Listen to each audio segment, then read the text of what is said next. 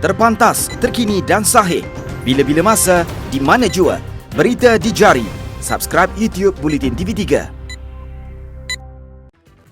Buletin 1.30 10 Disember bersama saya Marslah Hassan. Tajuk utama tengah hari ini. Letusan gunung berapi di New Zealand, seorang rakyat Malaysia terbunuh. Jenazah bapa timbalan Perdana Menteri selamat dikebumikan.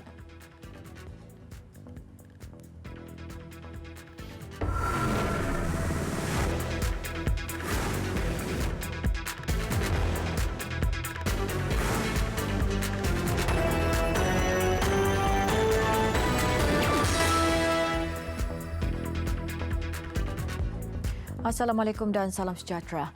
Jenazah Datuk Dr. Wan Ismail Wan Mahmud iaitu bapa kepada Timbalan Perdana Menteri Datuk Seri Dr. Wan Azizah Wan Ismail selamat dikebumikan di Tanah Perkuburan Islam UK Perdana Ampang kira-kira jam 11.15 pagi tadi. Allahyarham 93 tahun meninggal dunia di kediamannya di Taman Nirwana Ampang pada jam 2.30 pagi tadi akibat serangan jantung. Terdahulu jenazah dibawa ke Masjid Al-Mustaqim Taman Nirwana pada jam 9 pagi untuk dimandi dan dikafankan. Seterusnya, urusan solat jenazah bermula pada kira-kira jam 10 pagi. Kenamaan yang menziarahi jenazah Allahyarham termasuk Perdana Menteri Tun Dr. Mahathir Mohamad, Menteri Pertahanan Muhammad Sabu, Menteri Kewangan Lim Guan Eng dan Menteri Air, Tanah dan Sumber Asli Xavier Jayakumar. Manakala lebih 500 orang terdiri daripada keluarga terdekat dan sahabat handai hadir di Tanah Perkuburan Islam UK Perdana.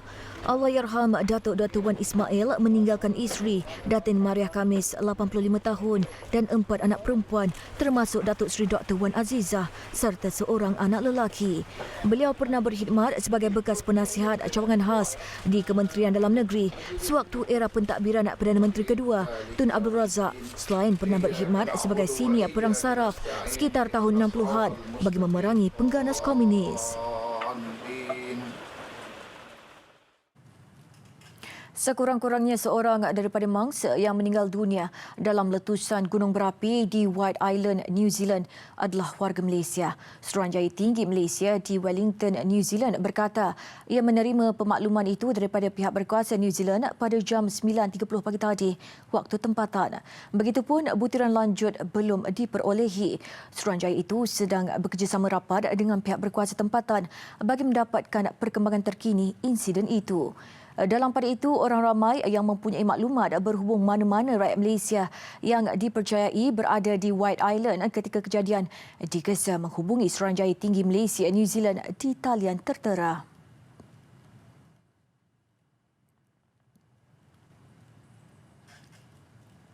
Perdana Menteri New Zealand Jacinda Ardern dalam sidang medianya berkata, selain warga tempatan, insiden turut membabitkan sebilangan pelancong asing lain. At this stage, we can confirm that amongst those currently listed as missing or injured are New Zealanders who were part of the tour operation and tourists from Australia, the United States, the United Kingdom, China and Malaysia. That is to the best of our knowledge. Ketika kejadian, 47 pelancong berada di pulau itu. Setakat ini, 5 mangsa disahkan terbunuh. 8 masih hilang, 31 kini di hospital. Manakala 3 lagi mangsa telah dibenarkan keluar hospital. Gunung berapi berkenaan meletus pada jam 2.11 petang waktu tempatan semalam. Vivo S1 Pro menerokai gaya anda. 4 kamera, 48 megapiksel, ultra jelas main kamera. Vivo.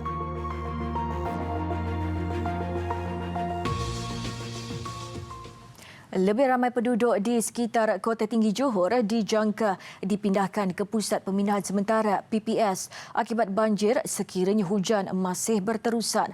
Pengarah Agensi Pengurusan Bencana Negara NADMA, Datuk Husin Omar Han berkata semua agensi yang terlibat sudah bersedia sepenuhnya termasuk membuka lebih banyak PPS. Hujan lebat berterusan sejak semalam menyebabkan bilangan mangsa banjir yang dipindahkan meningkat selepas beberapa kawasan rumah penduduk di daerah itu dinaiki air. Datuk Husin berkata, pelbagai agensi bertanggungjawab kini digerakkan bagi memindahkan mangsa banjir dan menguruskan kebajikan mereka di pusat pemindahan. Ada beberapa kawasan seperti di Taman Aman ada penduduk yang enggan berpindah. Jadi pihak berkuasa akan pergi sekali lagi dan akan menyuruhlah supaya penduduk di kawasan Taman Aman yang belum berpindah untuk berpindah demi keselamatan mereka sendirilah sekiranya banjir ini berterusan. Beliau ditemui selepas meninjau PPS di Kolej Vocational Kota Tinggi. Pusat berkenaan pagi tadi menempatkan lebih 500 orang daripada 130 keluarga dari sekitar Kampung Jawa, Taman Aman dan Taman Mawai. Sementara itu, penduduk yang ditemui berkata kebanyakan mangsa di kawasan itu telah 3 kali berpindah tahun ini susulan kejadian banjir kilat. Makanan semua okeylah, sempurna lah kat sini. Kemah semua dah ada. Agak selesa lah. Selesa lah. Cukup selesa lah. Berpindah ke sini. Kalau boleh buatlah yang terbaik tu je lah. Untuk kat situlah duduk Taman Aman tu kalau boleh. Tak naklah banjir-banjir lagi. Cubalah elakkan itu je lah. Sebab dah 3 kali banjir. Selesa. Selesa. Dapat jumpa dengan kawan. Boleh, asalkan dapat tempat tidur ke. Okeylah. Dapat tidur yang selesa. Hari ni okeylah tidur di sini. Okey. Selalu ada melukis ke, saya tak boring. Minta-minta tak banjir lagi lah. Rata-rata mangsa banjir berpuas hati dengan kemudahan dan bantuan disediakan di pusat pemindahan berkenaan.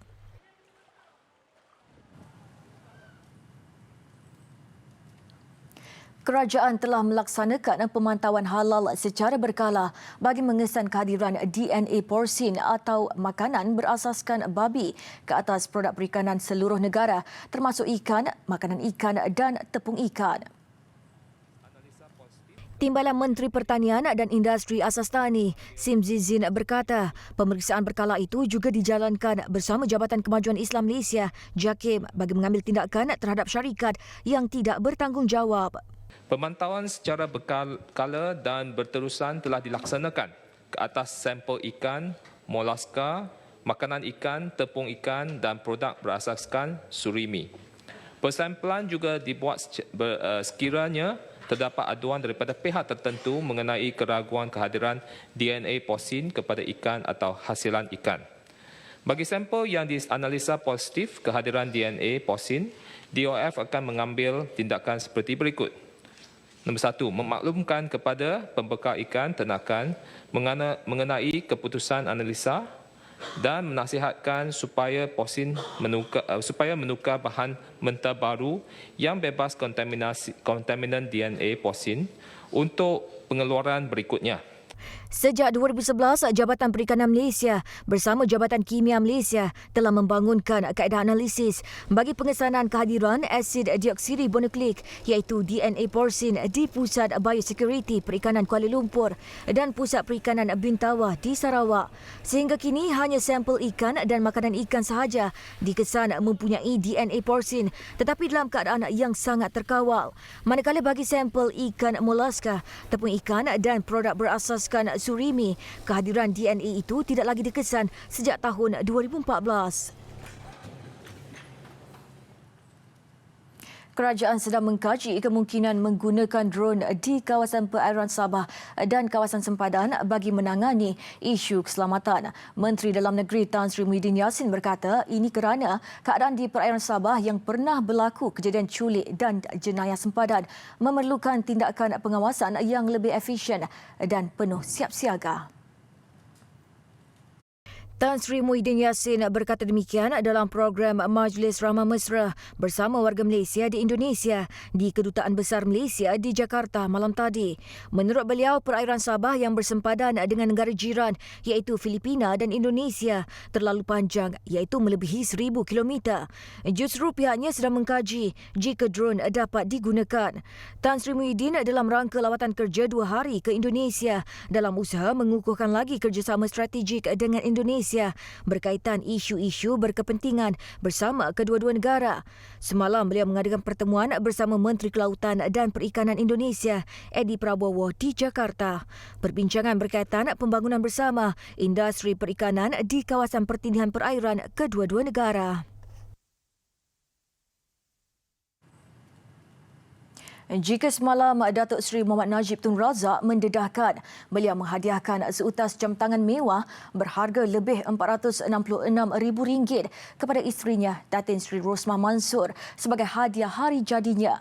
Hari ini bekas Perdana Menteri itu menjelaskan di Mahkamah Tinggi Kuala Lumpur beliau membeli jam tangan itu untuk memujuk Datin Seri Rosmah kerana terpaksa memindikkan percutian mereka di Honolulu, Hawaii. Beliau berkata demikian ketika menjawab soalan Peguam Tan Sri Muhammad Syafiee Abdullah mengenai jam tangan mewah itu yang dibeli di butik Chanel menggunakan kad kredit miliknya. Menurutnya, setiap tahun beliau mempunyai cuti tahunan 10 hari dan memilih ke Hawaii bersama keluarga pada tahun 2014. Katanya ketika bercuti bersama keluarga berlaku banjir besar di Kelantan dan ia adalah terbesar dalam tempoh 70 tahun. Beliau kemudian memindikkan cuti dan menyebabkan keluarganya bersedih kerana terpaksa meninggalkan mereka dan pulang ke tanah air. Bagaimanapun, katanya beliau pulang selepas bermain golf dengan bekas Presiden Amerika Syarikat Barack Obama kerana ia sudah dirancang terlebih dahulu. Jelasnya, sesi bersama Obama itu penting kerana apabila bermain golf, kedua-duanya berada selama 5 jam di dalam kereta bagi untuk berdiskusi. Malah katanya anaknya Ashman yang ketika itu bekerja di Istanbul terbang ke Honolulu untuk bersama keluarga tetapi beliau tidak ada. Sehubungan itu, Datuk Seri Najib berkata beliau membuat keputusan untuk membeli sesuatu yang dipilih oleh isteri. Jelasnya, ia adalah pemberian peribadi dan satu-satunya barangan peribadi yang dibeli menggunakan kad kredit dan tiada yang lain. Tenaga Nasional Berhad TNB merancang menyalurkan tenaga dari Grid Nasional ke Pulau Langkawi menerusi kabel dasar laut sepanjang 26.5 km. Projek bakal menghubungkan pencawang masuk utama Kuala Perlis dengan Teluk Apau di Pulau Langkawi dijangka siap hujung tahun ini. Menurut Ketua Pegawai Grid TNB, Datuk Husaini Husin, usaha merentang kabel dasar laut 132 kV itu adalah sebahagian daripada perbelanjaan modal TNB untuk mengukuhkan infrastruktur elektrik negara. Ia dijangka dapat membantu persiapan Pulau Langkawi untuk menerima kira-kira 4 juta pelancong sempena Tahun Melaut Malaysia 2020. Selain menjadi satu daripada lokasi mesyuarat persidangan kerjasama ekonomi Asia Pasifik APEC 2020. Dengan menggunakan teknologi terkini, projek berkenaan dapat mengukuhkan daya, kualiti, kestabilan dan kecekapan pembekalan elektrik yang ketika ini mendapat bekalan dari Grid Nasional menerusi 2 lagi kabel dasar laut sedia ada.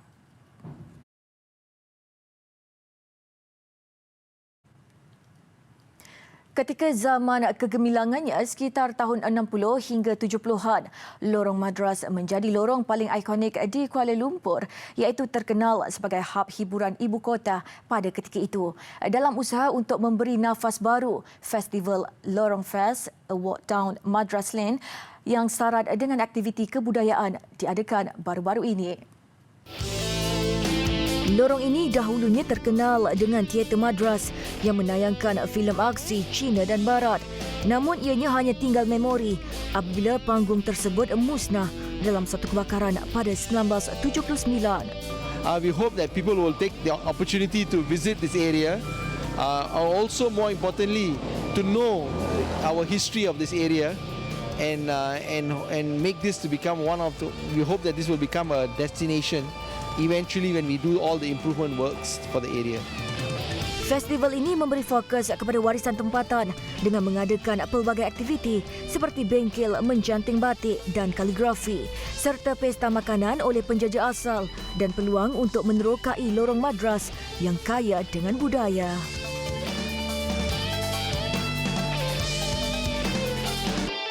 Besar impaknya. Tular selepas hasilnya. Pantas menampilkan prosiding ini secara dalam keuangan maya. Berita di jari. Subscribe YouTube Bulletin TV3. Beralih ke laporan antarabangsa, sebuah pesawat kargo tentera udara Chile dilaporkan hilang ketika dalam penerbangan menuju ke pangkalan tentera di Antartika. Pesawat Hercules C-130 yang membawa 38 penumpang dan kru berlepas pada jam 4.55 pagi waktu tempatan semalam dari bandar Punta Arenas. Menurut tentera udara Chile, operasi mencari dan menyelamat dilancarkan sejurus pesawat itu dilaporkan terputus hubungan pada jam 6 petang. Pesawat berkenaan membawa 21 penumpang penerbang dan 17 kru, iaitu dalam penerbangan untuk melaksanakan tugas sokongan logistik dan penyelenggaraan bagi beberapa kemudahan Chile di Antartika. Puting beliung Belna melanda barat laut Madagaskar selepas melintasi Kepulauan Mayotte dan Kepulauan Comoros. Menurut Pejabat Kebangsaan bagi Pengurusan Risiko Bencana Madagaskar, seramai 172 orang telah dipindahkan. Puting beliung yang membawa kelajuan angin maksimum 180 km sejam berpotensi menyebabkan kerosakan teruk. Kawasan barat laut Madagaskar juga dijangka dilanda lebih 200 mm hujan dalam tempoh 24 jam akan datang. Berikutan itu, pihak berkuasa mengeluarkan amaran merah untuk wilayah Boni Barat dan amaran kuning untuk kawasan sekitarnya. Pejabat PBB untuk penyelarasan hal ehwal kemanusiaan berkata, pasukan operasi kecemasan telah dikerahkan ke wilayah Boni. Sebagai langkah keselamatan, penduduk yang tinggal di kawasan berisiko banjir telah dipindahkan dan sekolah ditutup. Nelayan pula dinasihatkan supaya tidak turun ke laut. Tiada kehilangan nyawa atau kecederaan dilaporkan setakat ini.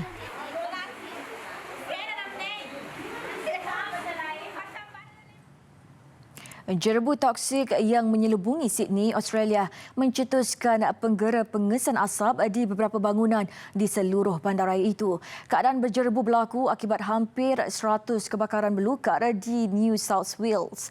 Jarak penglihatan di sekitar Sydney yang terbatas mengakibatkan beberapa jadual perkhidmatan feri komuter dibatalkan.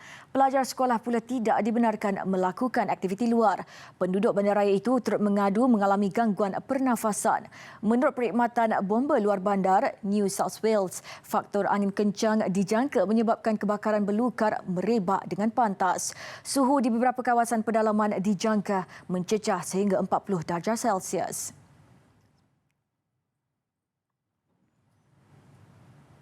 Jenazah 4 beranak yang terkorban dalam nahas jalan raya di New Zealand pada Jumaat lalu selamat dikebumikan. Semua mangsa dikebumikan di Memorial Park Cemetery, Christchurch pada jam 12.30 tengah hari tadi, waktu tempatan. Perkara itu disahkan abang ipar kepada Allahyarham Dr. Rumihati Abdul Hamid, Syafuddin Daud, ketika ditemui di rumah ahli keluarganya di Kampung Ulu Putatan pagi tadi. Terdahulu, solat jenazah semua mangsa di Masjid Christchurch turut disertai abang Allahyarham Uthman Abdul Hamid bersama beberapa ahli keluarganya. Pengebumian diuruskan dengan bantuan Persatuan Muslim Canterbury dan Kariah di masjid berkenaan. Serentak itu, solat jenazah gaib turut dilakukan pagi tadi oleh kira-kira 20 ahli keluarga di Kampung Ulu Putatan. Wakil keluarga Dr. Muhammad Afifi Syafuddin turut memohon jasa baik mana-mana pihak masjid untuk turut sama menyempurnakan solat jenazah gaib untuk semua mangsa. Kami ingin mengucapkan terima kasih, jutaan terima kasih kepada rakyat Malaysia yang telah membantu untuk meringankan bebanan keluarga kami dalam menghadapi saat-saat ini, dan adalah dimaklumkan proses pengebumian jenazah di Christchurch di New Zealand telah pun selesai. Keluarga terbabit antara mangsa dalam kejadian nahas di State Highway 1, Kaikoura, New Zealand pada Jumaat lalu. Mangsa adalah pasangan suami isteri, Dr. Rumihati Abdul Hamid dan Adanan Jumain, masing-masing 49 tahun, Nur Irfan 15 serta Maisara Arifah 13 tahun. Pengebumian di Christchurch adalah permintaan keluarga selepas mangsa terbabit sebelum ini berhasrat mahu melawat masjid di Christchurch.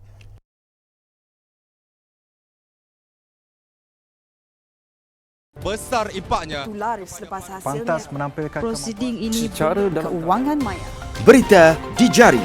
Subscribe YouTube Bulletin TV3. Laporan sukan. Skuad olahraga terus mempamerkan aksi cemerlang di Tamasya Sukan SEA Filipina 2019. Ia menyaksikan atlet lompat tinggi negara Yap Sin Yee menebus kehampaan 2 tahun lalu sebelum merangkul pingat emas malam tadi. This gold medal is to replace the one I missed last SEA Games. But I failed to do national record actually, so I quite a bit disappointed. But it's okay. I will do it better in the future. Pada edisi lalu di KL 2017, Sean Yee sekadar meraih pingat gangsa. Namun atlet berusia 25 tahun ini tampil dengan persikan lebih mantap sekaligus berhasil merangkul emas pertamanya di pentas Sukan C. Dia juga mencipta sejarah selaku atlet sulung wanita memenangi emas lompat tinggi dalam kejohanan. Sean Yee bagaimanapun terpaksa berkongsi emas bersama wakil Thailand Bun Wan Wanida yang turut mencatat ketinggian sama 1.81 meter sambil gangsa menjadi milik Pham Thi Diep dari Vietnam. Sementara itu, kuartet 4x100 meter lelaki memperbaiki pencapaian 2 tahun lalu apabila menamatkan saingan akhir di tangga kedua. Kuartet Malaysia yang dibarisi Nixon Kennedy, Haikal Hanafi, Khairul Hafiz Jantan serta Russell Alexander Nasir Taib mencatat masa 39.87 saat sekaligus memperbaiki pencapaian tempat keempat di Kuala Lumpur 2 tahun lalu. Bagi saya, alhamdulillah, walaupun saya pun tak berhasil 100 dan pemenang 100 sebelah saya je, dan kami cakap tadi dalam satu tim, biar apa pun tak kenal tapi dalam satu game kita hati sama, tetap sama tim. Okay? Alhamdulillah kami dapat mengulangi sejarah lah. Walaupun baru 2 hari training, alhamdulillah kami dapat nombor 2. Dalam satu lagi acara pecut jago 110 meter berpagar negara, Raizam Shah Wan Sofian gagal pertahankan emasnya selepas terpaksa akur dengan pingat perak. Turun selaku pilihan utama, Raizam bagaimanapun tidak beri kemenangan mudah kepada pelari Filipina Clinton Kingsley Bautista yang meraih pingat emas. Ia menyaksikan Raizam dan Clinton terpantas di garisan penamat dengan catatan masa yang sama 13.97 saat. Namun hasil foto finish mengesahkan pingat emas milik atlet tuan rumah itu. Sekarang tengah tunggu foto finish, saya pun tidak puas hati. So, timing sama 13.97. So, sekarang saya mau tengok DP foto finish point berapa, macam mana dia boleh menang. So, kalau sama mungkin boleh dikatakan pingat emas sama lah. So, silver tiada. So, sekarang kami tengah still tunggu DP result lah macam mana. Ketua Jurulatih Olahraga Negara, Mansyaha Abdul Jalil jelas tidak puas hati selepas haknya untuk membuat bantahan disekat berhubung pertikaian keputusan acara akhir 110 meter berpagar lelaki semalam. Sehubungan itu, pihaknya akan membawa isu itu kepada panel akreditasi Sukan C 2019 untuk tindakan lanjut. Apa yang diberikan inilah satu gambar hitam putih dan sepatutnya gambar yang berwarna yang kita perlukan untuk melihat secara lebih jelas dan tepat. Dan kemudian daripada pandangan sudut, di mana pihak pengajuh hanya memberikan pandangan sudut sebelah kanan saja, di mana kedudukan Filipina seolah-olah melebihi pada Rezam. Tetapi pandangan sebelah kiri di peringkat antarabangsa, mereka ada dua view yang berbeza, kiri dan kanan. Kita mohon juga perkara itu, tapi tidak dibenarkan untuk melihat even video ataupun dari pandangan sudut yang berbeza. Itu pada saya itu satu yang tidak sepatutnya berlaku. Pertikaian timbul sejurus tamatnya saingan akhir 110 meter berpagar lelaki di Stadium Olahraga New Clark City malam tadi. Ia menyaksikan dua pelari merakam masa yang sama 13.97 saat di antara wakil negara Raizam Shah Wan Sofian dan Clinton Kingsley Bautista dari Filipina. Keputusan akhir terpaksa ditentukan jawatan kuasa juri dengan menggunakan foto finish dan keputusan memihak kepada pelari tuan rumah. Pada mulanya proses bantahan dari Malaysia berjalan lancar dan mengikut prosedur yang ditetapkan. Namun secara tiba-tiba pihak penganjur meminta sesi penyampaian hadiah dipercepatkan ketika masih timbul keraguan berhubung keputusan itu. Dan ia jelas mengundang kemarahan pasukan negara sambil menuntut keadilan dalam sistem bantahan yang telah dibuat.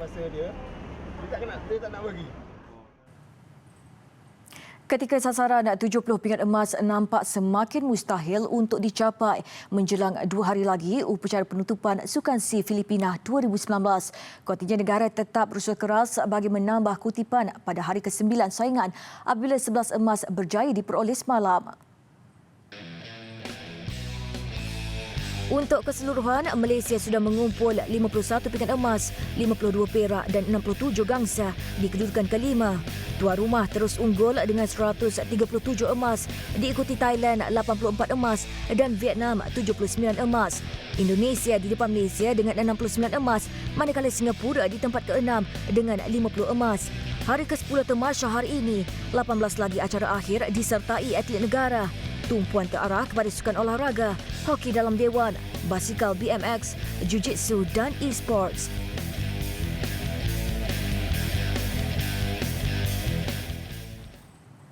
Buletin 1.30 sampai di sini. Sebelum berpisah, kami tinggalkan anda dengan aksi meluncur Supadupa. Saya Marcella Hassan, salam hormat dan Assalamualaikum.